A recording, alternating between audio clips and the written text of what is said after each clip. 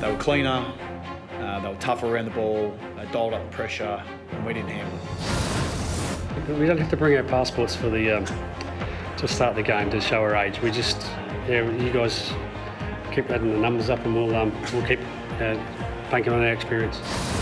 It was a high contest game, 150 contested possession each, high pressure, 1.93. That's a big boys game of footy. So I sort of sit here as a coach and say, well, what do I preach to the players? I preach about you being in the moment, don't blame others, get on with life. You got to butter up and go again next week. Yeah, just really proud of the boys and the way that they performed. You know, I think 2 strong wins on the road for a young group is really pleasing for a coach. They're a good side, and they showed us that way tonight, to their credit. And we'll roll up the sleeves, pick up the pieces. The sun's going to come up tomorrow. It doesn't feel like it will right at the moment. I'll hark back to my time at Hawthorn when we lost Lance Franklin to Sydney, and everybody thought that was the end of Hawthorn. We actually became a more efficient team going inside 50 because we didn't kick the ball to him all the time. We're still learning to play without Joe, but last week we kicked 10 goals and had 10 goal kickers. Tonight we've had 11, so that's promising. We want to learn, we want to push them, we want to try and win. I think we went down on expected score by 10 points. So we're going to be really honest with the way we review every game, but at the same time, it's growth. That's the reality. If you want to be a good team, you want to be good at stoppage and contest, but you've got to be able to create the turnovers, and then you've got to be able to punish them. That's the game. You have to be able to punish the ones that you get, and right now, our execution, our ability to punish isn't quite there, but the pleasing thing was we're able to get more high quality ones tonight. I don't really like commenting on what Melbourne were trying to do, or any opposition for that matter, but yeah, I'm trying to say something without saying what I really think. That's Chris Scott saying we were very happy with how the strategy battle played out in that game against Melbourne. Right, it was a big win for Dean Cox and his Sydney Swans over North Melbourne. On Super Saturday, of course, Kingy, you're going to have a look at Brody Grundy because he looked fresh coming off the bye, Joey. Yeah, well, it's just one of these inequities of the opening round, the ridiculous opening round, that some teams get 2 byes, and Sydney looked like a different side, I thought, by having the week off. And the one player that I thought benefited the most was Brody Grundy, because there is no doubt if Sydney want to go far this year, he has to have a big season. He's still a barometer for them. But I just thought he moved really well. Like his numbers, it was his second highest rated game since about midway through last year, because he had a wonderful start to the season. But he's been off since then, and no doubt he was short of a gallop to start this year. But I just love the way that he moved. The 20 disposals, 6 clearances, his follow-up work. He was covering the ground, which is what I liked about him, the way that he was moving. And hopefully this is the start now for him to really get to work for the rest of the season, because as I said, when he's getting ball and giving his midfielders first use, they look like a different side. He certainly had a crack. Brought to you by Hahn. Great taste, low carb. How good, Hahn. We're going to talk about Alastair Clarkson in a second with you in North Melbourne. Kingy, let's first have a listen to the Kangaroos senior coach. To their credit, they're a very good side. They made a grand final last year, and were the best side really for the bulk of the year last year. They didn't get it done on the last day in September, but they've been a very good side for a reason, and they showed what a good side they were to us tonight. And that's what I'm saying. Sydney have been the best side in the competition for the last 2 years of owning the corridor.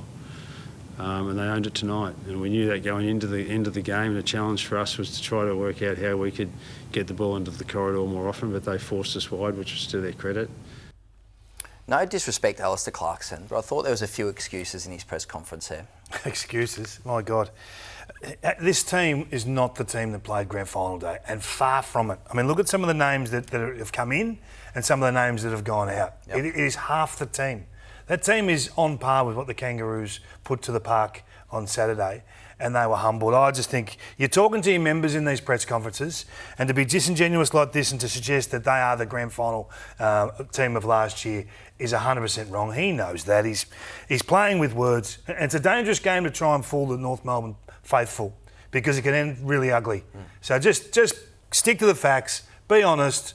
Got beaten, got bashed, dark day, whatever you want to say, right? But don't try and spin things into something they're not. They see through it straight away. These coaches sometimes think they're wordsmithing themselves to magnificence. It gets seen through. We can see through this straight away. So just be honest. And that there is not being honest with the North Melbourne people. You sort of feel like the players might have got a different message. Yeah, I think the fans definitely wanted something that was a bit more urgent than that. It was a really poor performance. And the ball use, particularly in the back half, was deplorable. This is a game that North Melbourne should have been competitive in, and it was a bit of a train wreck, to be honest, King. Yeah, it was. And I'm looking at they knew they were going to use the corridor, right? You heard him say that. Or why didn't they guard it?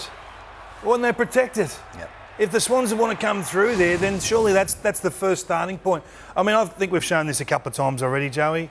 Daniel not really covering his man. All of a sudden, you're out the front door and gone. Bang! Good ball user, goal. I mean, you got to be better than that. You got to have more stability behind the stoppage than that. And this again. Look at the run. Look at them just leaving him in their wake. So if you know it's coming, what are you doing to protect against it? And if you can't get it done, well, just say it. Hey, look, we put this plan in place and we failed. Whether it's the players or the coach, I don't really care. The group failed, the collective failed. Let's not talk about them as being, Errol Goulden and Papley and Parker Mills. of old, and it's just not the case. So just treat the fans with respect. Well, Jai Simpkin, the co-captain, he was gutted in that great interview with Cameron Mooney, Super Saturday last night, and I think that spoke to the true disappointment of the Kangaroos players and the fan base. Alastair Clarkson is going to continue to be a discussion because internally, the expectations of this football club and this football team is rising. Right? This is their third year. At Hawthorn under Alastair Clarkson, this was the year that they popped, that they took off. And then we saw the win against Melbourne. We thought, right, here's the green shoots and the encouragement. They've lost those credits. I mean, that was as uncompetitive as you get. So the focus turns on Clarkson because he's been here before. He's done it with Hawthorn. He's got the credits in the bank. So we need to see that connection between the coach and the group and taking them on a journey. They need to be in games like this for all the reasons